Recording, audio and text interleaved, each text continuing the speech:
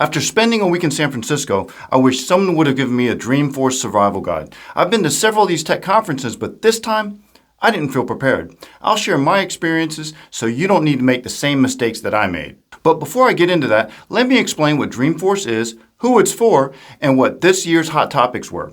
Dreamforce is a premier tech conference hosted by Salesforce. It's one of, if not the largest tech conference of the year. And what makes this conference so big is the sheer reach of Salesforce. Their vision is to provide a complete 360 view of their customers, so that means they're involved with several things starting with their Salesforce CRM, MuleSoft, which is their integration platform. They own Tableau, which is their reporting platform, and Slack, their communications platform. As you can see, this encompasses nearly everything needed for business. Then tack on their cloud offerings, such as their financial services cloud, their marketing cloud, their data cloud. Of course, we can't forget about the applications that are built on top of Salesforce. After all, Salesforce is a platform that allows you to develop. Now you get the idea. You see how big Salesforce really is. That's why Dreamforce regularly has 40,000 or more attendees, with that number being in the hundreds of thousands pre-pandemic. With so much going on, there's really something for everyone. If you're new to the Salesforce ecosystem, then this is a good conference to attend. If you're already well equipped but looking to level up, this is also a good conference for that. Some tech conferences are really heavy with the technology, which this one is, but this is also one of the better tech conferences for management and leadership. With so many product offering and demos, managers will find this conference appealing. Salesforce does a good job of putting together relatable business cases which show how their products solve these issues. But don't think it's just for management. There's plenty of hands-on keyboard demos and development for those technical attendees. They have training, you can get certified. All of the related vendors are also there, so you can get your technical questions answered too. Plus, I can't forget about the entertainment. Dreamforce usually has a private concert. This year it was with the Foo Fighters. They usually have interviews or conversations with celebrities, so it's a good mix of product demos, technology, and entertainment. And this year, without a doubt, Einstein was the focus of Dreamforce, which has now been dubbed the largest AI conference in the world. So let's back it up a bit. We all know how ChatGPT has revolutionized things. Generative AI has been all the rage. This is supposed to make everything simpler, but Gen AI has its own problems. For example, Gen AI has what's called hallucinations. The very nature of AI is to find answers. So what happens when those answers are wrong? Or what about that black box condition? This refers to when AI does provide an answer, no one knows where it got its data. Einstein is Salesforce's attempt to resolve these types of issues. It's all about trust. Salesforce is attempting to abstract this trust layer away from these generative AI systems. More specifically, Salesforce has added Einstein, this trust layer, into all of their applications. Now this layer acts as a go-between from a Salesforce system to an external AI system. Now, in this go-between layer or trust layer, Einstein is responsible for keeping your data safe.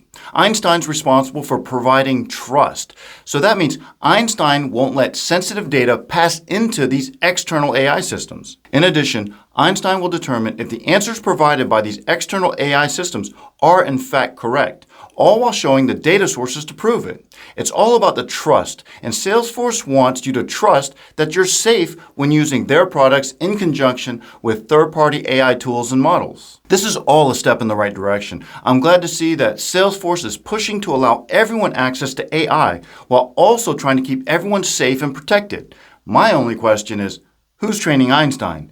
But we'll leave that for another video. Moving on to the survival guide part of this video for when you go to Dreamforce, make sure you plan and prepare properly. More specifically, if you do plan to go to Dreamforce, make that decision early. And why do I say that? When you purchase your Dreamforce tickets, you'll get access to promotional rates for participating hotels. It goes without saying that San Francisco is expensive. Even the promo rates are quite expensive.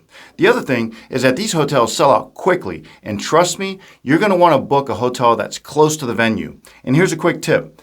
Don't be fooled by Google Maps. Sure, it may say that the hotel's only a half-mile away, but if it's at the top of Nob Hill, for example, then things are going to be difficult. The hills in San Francisco are insane. So do yourself a favor. When you check on Google Maps, click on the layers option to show the topography. I would highly suggest not staying at the top of any of these hills. And that takes me to suggestion number 2. Wear comfortable shoes. Of course, it's a tech conference, duh. We all know to wear comfortable shoes. Well, so did I, but I was also in a suit, so I wore my most comfortable formal shoes. That was a mistake. In San Francisco, it's not uncommon to see people dressed in suits with more modern, sporty, and comfortable shoes. Dreamforce is an overwhelming event, but try not to get overwhelmed. The best way to do this is to plan your days out in advance. Try to get a feel for what's there and target the specific items that you want to see. But don't try to book things back to back to back. If things go as expected, you'll end up meeting people and chatting with people, so you want to leave time to let those things happen. And since we're talking about meeting people or networking, let everyone know that you're going to Dreamforce. Put it on LinkedIn. Get the word out. This is important. Not only does it help you with the networking side of things, but it also helps to schedule things like breakfast, lunch, and dinner ahead of time. A lot of vendors will reach out and invite you to these events. Yes, they do have food at Dreamforce, but imagine the lines and wait when 30,000 people head out to lunch at the same time. A lot of these vendors will rent out restaurants just off-site, and you can stop by for breakfast or lunch. They tend to be less crowded, the food is good, and you end up saving money. But also, you'll have a place to sit down and rest. It's just so much more comfortable. You can set up these vendor dinners ahead of time, and like I said, San Francisco's pretty pricey. This pro tip will save you from digging into your wallet. People at Dreamforce like to have a good time too. There's going to be plenty of alcohol and everyone's going to be hosting their own happy hours. People will be vying for your attention and attendance. Who doesn't like to go out and have a few drinks? But don't do it. And I don't mean don't go out, but I do mean don't get hammered. We all know this, but it happens more than you think. You're having a good time, you're building relationships, then suddenly it's midnight and you're wasted. Yeah, don't do that. It'll wreck the rest of your conference. This is my secret, and anyone that knows me won't believe it, but it's true. At these happy hour events, I order sparkling water and cranberry juice in a cocktail glass. This allows me to fit in, have a good time with drink in hand without having to worry about tomorrow's consequences. It doesn't matter how many sparkling waters you drink, you'll never wake up with a hangover. And let's not forget, you're at Dreamforce to be impressed, but to also impress. This is a tech conference, so have your tech business card. No one carries paper business cards anymore. Go to LinkedIn and save the QR code to your phone. Then when you meet someone, you can just pull out your phone and they can scan your QR code. In tech, as in life, you're always building your brand. Try to leave a good impression on everyone you interact with.